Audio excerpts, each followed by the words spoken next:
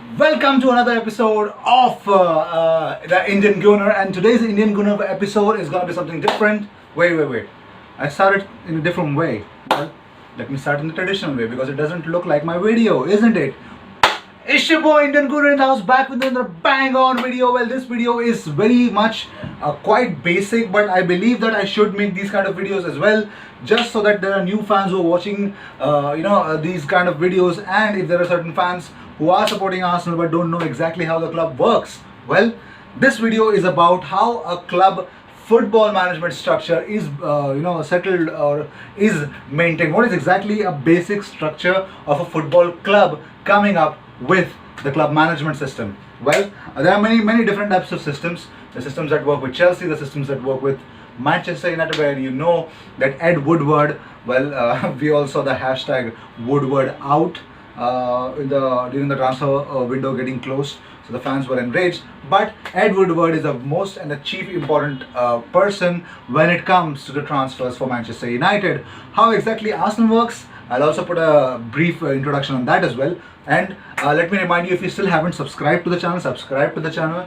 hit that bell icon as well while you do that, because you get notifications whenever I make a video on YouTube, whenever I post a video on YouTube, and I come up with more and more Arsenal stuffs as frequently as possible, making 2 videos a day. The only reason why I want to do it because I like to do it, and I would want more and more Arsenal fans to get attached to this channel, because I want them to connect through this platform, and I'd want to know what exactly do they feel. They can voice out their opinions through this channel by commenting, and definitely they'll get a reply from me. Well, let's just start the video as soon as possible because I am dying to give you the information. Let's move on with the video. Well, the first things first, I think the biggest and the most where exactly everything starts for a club, the most highest in the hierarchy is the chairman. The chairman is a real top person, and the most important job of the chairman is to be a part of the meetings, and most importantly, he or she will definitely have the next set of important positions, that is the board of directors. And following the board of directors, you have the CEO, the chief executive officer of the club. The chief executive officer then has different departments under him. First is the director of football, the one who directs everything about football. He has the main say in terms of finances is concerned. Obviously, there is another department which is finance, but the director of football directs the clubs. He is the one who's in charge and linked with the manager. He wants to know whatever part of the football field has to be strengthened in buying new players, or getting in that squad depth and everything. So everything, director of football is really important position. Well, next comes the human resources department, and then the marketing department. Below the director of football comes the manager or the head coach, and under the head coach comes the backroom staff and the medical department. Well, these being said, this is quite the basic structure that you can find in any football club where they run with. And most importantly, I think when you talk about Chelsea, Manchester United, the yesteryears of Liverpool under Rafa Benitez, everyone was following these kind of systems. But most importantly, how does Arsenal function? Yeah, how does Arsenal go about its jobs? Well, we have Sir Chips Keswick as the chairman. Well, then we have the board of directors, the Cronkies, the Stan Kroenke, the Josh Kroenke duo. Well, and Lord Harris of Peckham. Next comes Sir Chips Keswick, and then you got Richard Carr, and then Ken Fryer. Well, these are the board of directors, and then comes the most important position, the head of football. Well, I think the last person who was before Raul Sanllehi, Ivan Gazidis, he left this position and he went to AC Milan. Following him came Raul Sanllehi. Don Raul, or Lord Raul, the Arsenal fans are naming him, since after the transfer business that he's done, it's been so pleasing to see that we've got some great amount of talents coming to our club. But nonetheless, make no mistake, Raul Sanllehi is the man that we always wanted. Next important position is the managing director position, which is held by Vinay Venkatesham. Vinay Venkatesham has a very good background in terms of managing, and most importantly, before I think the transfer window had started, everyone was thinking about, oh my god, 45 million pounds, what are they going to do? And Vinay and Rahul came and they had a press conference, or they had an interview actually, where they both said that obviously we're going to get some quality and we're going to make the right decisions for the club. And we know what Unai Emery has, the expectations, what Unai Emery has said. They were working very close to Unai Emery, but the biggest problem was that they did not have a TD, a technical director, well, who also has a very important say in terms of the club management and the players who come in. And then came a blockbuster signing, Edu Gaspar. Edu Gaspar came into Arsenal, and when Edu Gaspar came into Arsenal, unbelievable. Well, without even coming to Arsenal, he helped us in getting Gabriel Martinelli, and the biggest influence which led to David Luiz coming to Arsenal also stands with Edu Gaspar. It is really, really great. Well, it's great for an Arsenal hero to come back to his old club and helping his old club out to actually getting off of the position that we are in, and crash into the Champions League football next season. Well, not only this, and then I think 1 year ago we had signed the new head coach, Unai Emery. Well, I would not want to call him the manager, because he also deals with the players' fitness and everything, the coaching manual, everything is decided by him. Hence, the head coach, position has been given to him, and most importantly, he has the backroom staff. The most important is Juan Carlos Carcedo and Steve Bould, well, and also the academy manager Pia Mertesacker. Well, these are the important positions that has been held at the Arsenal management hierarchy. But to my surprise, I think when Edu Gaspar came in, and when Raul Sanyehi, Vinay, everyone, we had our targets. We had to reach where we were linked with Walter Kahneman, the centre back, Jenny Dakunam. We were linked with so cheaper options at the centre back positions, who are either 27 or 28 or 29 years of age. That means at the cusp of they've already finished maximum amount of football in their career, and it is just the next 2-3 years. If we wanted, we could have signed those kind of centre backs as well. But when you believe that if you have an ambition to make this club progressive in the sense, every year we get Champions League football, we make it to the Champions League, we increase our budget, we make more money, and make no mistake, we get our respect back. That is the reason why we need Champions League football. And make no mistake, I think every appointment since Arsene Wenger left, like Rahul Sanyehi came in, Vinay Venkatesan came in, Edu came in, Unai Emery came in. These positions are really damn important for us. Yeah, these people want to achieve it with Arsenal.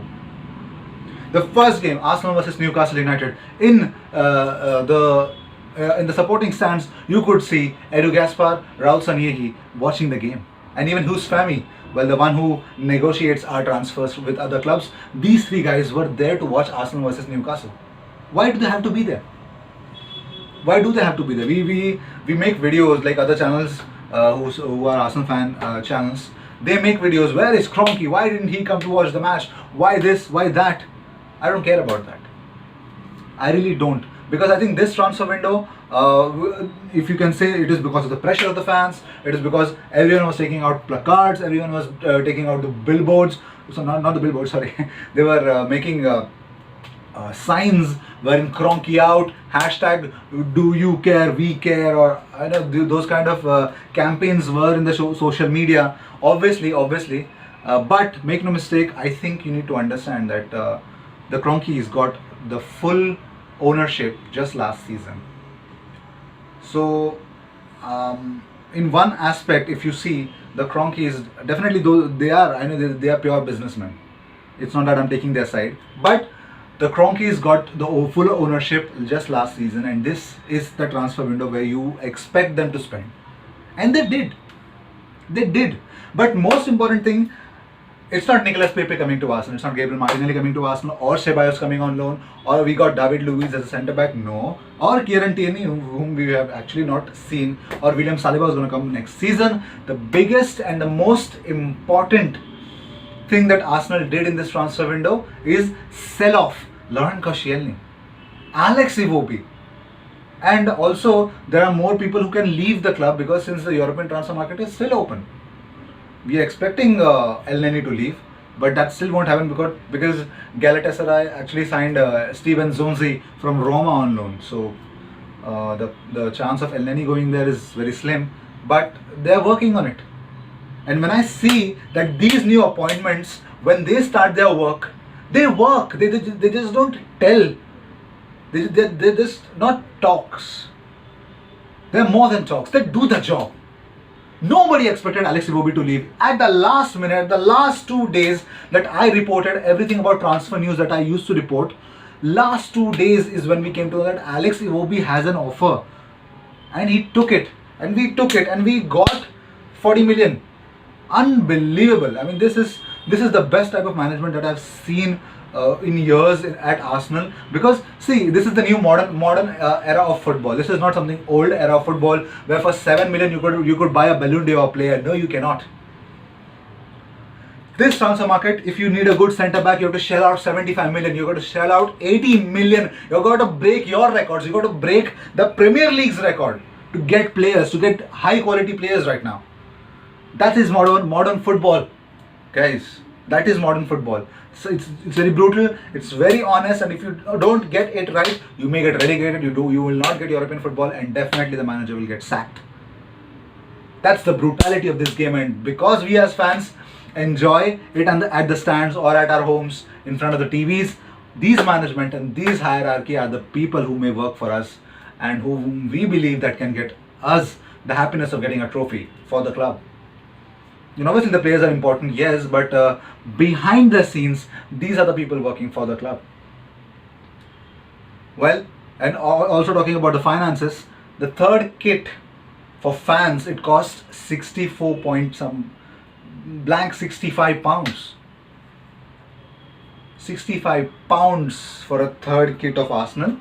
And if you'd want to wear exactly what the players are wearing, that version of the third kit, it will cost you 99 pounds for a damn jersey. That is hell lot of money. I've seen the AFTV, unboxing that third away kit where Robbie is unveiling that kit. That is hell lot of money. This club is making money. Okay. One thing is very much clear, that the way we got Adidas deal, obviously everyone is buzzing about how great the kits are, and also you can see we are about to get the fourth kit of this season. Yeah, they're already about to launch the fourth kit as well. So these things definitely come in. Arsenal is making money, and Arsenal is definitely have figured out everything. Really. And this hierarchy which Arsenal is actually following, they have a basic good structure and good people who are actually doing the job. So I believe when an organization is well organized and it has its people positioned for with certain amount of duties, and they are performing those, taking every corner, every duty that is given to them, they are performing it and taking it, that everything is done. You expect this club to go higher. You expect as a fan that this club will definitely move forward. This club will achieve something. A cup, a good run in the league, beating Manchester City, beating the shit out of Liverpool at Anfield. Well, these are the basic necessities. These are the myths we got to bust. There's a conception, since Jurgen Klopp has taken over at Liverpool, it's been very much difficult to beat Liverpool at Anfield. It has quite become their fortress. Just as how we play at the Emirates, they play at a different level at Anfield. It's a different atmosphere. The fans are important. So this is the best thing that we got to achieve. We got to destroy Liverpool at Anfield. We got to destroy Arsenal versus Liverpool, when Van Persie used to play, when Arshavin used to play, when Henry used to play, that was the time when Arsenal versus Liverpool would have been a thing. But just in the yesteryears of Arsene Wenger, we dipped. Last season we were destroyed 5-1. Lucas Torreira got entangled into everything. The centre backs had nothing to do. We were just giving away penalties. It was a very poor game to see, the most poorest game. Even Aubameyang believed that was the worst game he's ever played for Arsenal, and I really was shocked to see the results. But that's what the domination of Liverpool is at Anfield. So I think I'm pretty much sure why a game against Liverpool at Anfield would be really important for us. But I've mentioned everything about the hierarchy of football. I've mentioned the hierarchy at Arsenal as well. There is one important position. Yes, there is an important position that which I forgot. Just exactly beside the chief executive officer, there are fans. Us. They're doing the job. I saw them this transfer market. They worked very well. They got their priorities set straight and they got the targets. Are we doing our jobs? That is the biggest question I'd like to answer. Yes, every fan must come out. Every fan must make it sure that at social media, at whichever part of the country, whichever part of the world you're in, make sure you're supporting Arsenal, through whichever way, this channel or any other YouTube channel. Go there and watch whichever Arsenal content is. If you believe, comment and show your support. If you believe something is wrong, mention it about the video that you did not like about it. You know, these are the things that you don't like about the video, or you'd like these things to see on the channel. As a fan, you can demand anything, because I, the Indian Gooner, I am also a fellow fan. It's not something that I am at a higher power than you guys who are watching this video. No, we all are at the same category. We are fans of Arsenal, and we need to make sure that see, I'm not going. I don't have the money to go to the Emirates, no. But I have the passion to tell you guys, whoever is going to watch the games at the Emirates, make a good atmosphere. We are not known to make a good atmosphere. No, St. James's Park has a very great atmosphere. It's quite better than us. Please, guys, whoever is watching the game against Arsenal versus Burnley coming this Saturday, make no mistake, make every possible effort to make it a fortress, so that every Burnley fan is just shut. He's just shut. He's trying to go. He'll definitely try to support his team, but we should overpower them, and that should be the power even when we go away. As fans, I think we need to play our part as well. So, without any more providing more information, these were the news that I had to say about Arsenal today. This is the basic strategies and this is the basic structure of a football club, how the management in the football works. And I think this is very much clear. The only reason why I made this video is because not many people know what is the exact position, how exactly Arsenal functions. So I thought I'd clear this out. And the only reason, the most important position which you and I care about or should care about, is that fans, Gooners, we are Gooners, and we need to respect that and we need to do justice to it. Yeah. So I'll see you in my next video. And make no mistake, this Friday, roast of the week. Yeah, don't forget, today evening you'll come to know who will be roasted in that video, and it'll be a very, very good, it'll be funny, it'll be comedy, and I hope you like some good amount of humor, sarcasm, or anything, whatever you want to expect from this video. But make no mistake, all Arsenal fans must be told, every subscriber to this channel, make no mistake, roast of the week this Friday evening. I hope you love it, I hope you'll enjoy it, and I'll see you in my next video. Cheers.